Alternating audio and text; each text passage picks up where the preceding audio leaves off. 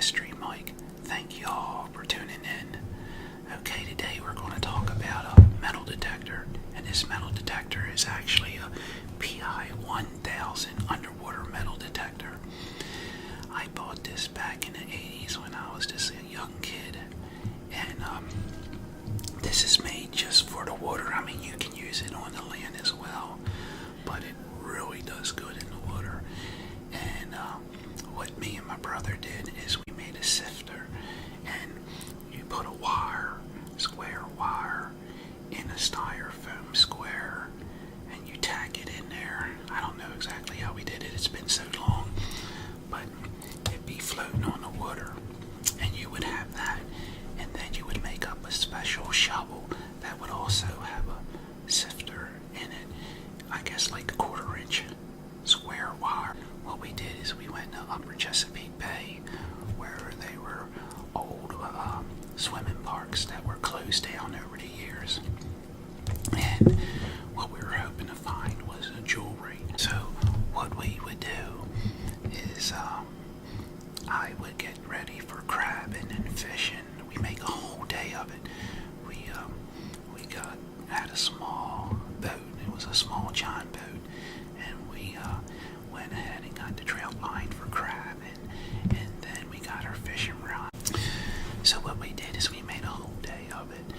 We would go ahead and get the trout line ready for crabbing, and then we take our fishing rods and we load up the John boat and we take it down the river and then out to the bay, and we would go to this one beach that was closed down for years. And my brother, he would mostly do the metal detecting, and I would go ahead up and set the crabbing line up and go ahead and get that all taken care of, and he'd be out there metal detecting. And I don't know how deep it would go. I'm going to say maybe a foot. So what he would do is, start metal. He would have his shovel with him, and then the sifter, and he would tie that to him and just kind of tote it around in the water as he was metal detecting. And you would zero in on it, and then after you would zero in on it, you would take the shovel and scoop under it, and it was really hard to get it on the first try. You would have to try several times, and I think it was a course of 2 years that we did find 8 high school rings, and they were really good finds. And then we also would find some quarters that were, silver quarters, and some change. And some of the neat things that we found that I wish I would have kept is, that back in the turn of the century, the late 1800s and the early 1900s, the skies would turn black with they would harvest them to take them down in the Baltimore City and around certain cities, and sell them for meat. And they really put a hurting on the duck population. Anytime you put a price on something, you can wipe it out. And what they would do is, they would take 8-gauge shotguns and, just aim right into a flock of them and just shoot as many as they could. And, God, they would put small cannons, put glass and nail and everything else in those things and shoot them out and shoot the ducks. But one of the things we did find was the back end of the shotguns that were 8-gauge, and that's something that they used back during that time for duck hunting. And we would just find them, and we just throw them back in the water. Well, I wish I would have kept them now, because that was from that time, and that would have been neat to say, hey, look what I found. And then also what we would find is it was lead, and what it was like I don't know, like a half a circle of lead, I guess, with a ring in the middle of it. And that's what they would attach all the decoys to, their strings to it. And that's another thing that I wish I would have kept, but I didn't. And one of the other things I would like to say is the canvasback duck. That was really a well-known duck and good eating.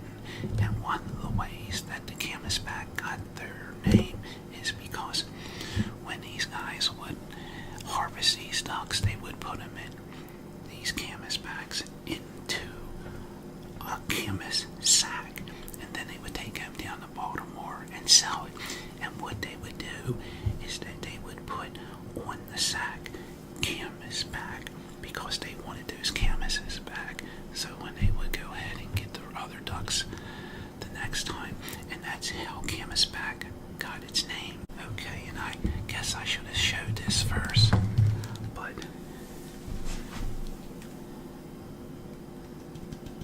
that's it there.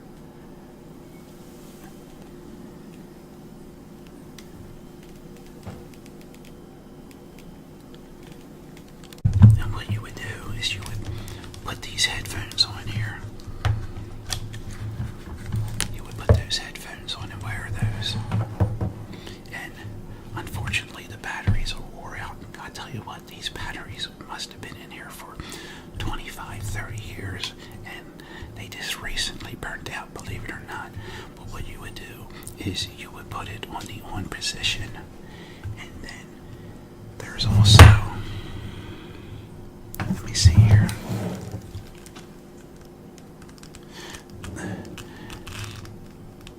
there's a tune. You would put it on the tune position actually, and you would tune it in, and you would get it to where it was sensitive to certain things on the ground, and you would tune it in, and then that's when you would use it, and then it would just, tick, and then when you would get closer to something, it would tick faster.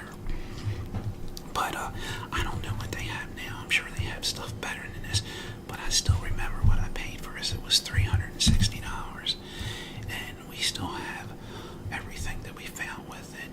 We have all the gold rings are down at my brother's house, and also we found some arrowheads because we were sifting, pulling that sand and mud up and sifting it out, and you found other things, and we did find a few arrowheads, and that was really neat.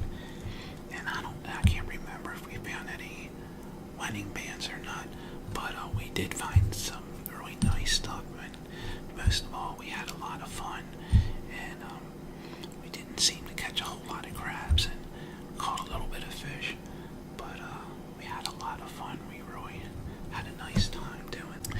And we also, my brother, he had some metal detectors, because he had a couple metal detectors that he would also use on land, and he did it mostly, he would do that, and I'd be probably doing, like I said, fishing or something else, but he also had one for the land, and I remember that we went to some old house sites close to some, not far from where we did this here at the beaches, and he found some 50-cent pieces.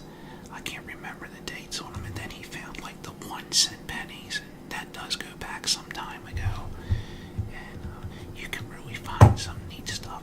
Always what I wanted to do was get a real good land detector and find Civil War things, belt buckles and bullets and stuff like that.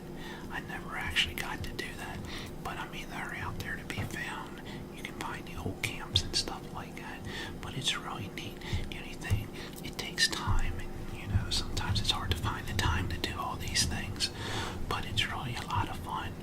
And if you ever get the opportunity or the chance to have a metal detector, go ahead and do it, because it can really be addicting, and you can really find a lot of neat things. Another thing is, like, if you lose something in your yard and you're looking, you're trying to find it. I don't know how many times I lost little things here or there, and I got a metal detector and I found it. It's really good for that as well. Well, I guess that's about it for metal detecting. I want to thank everybody for watching. I want to thank everybody for subscribing. And just remember, be someone important. Be yourself. Until next time, God bless. See ya.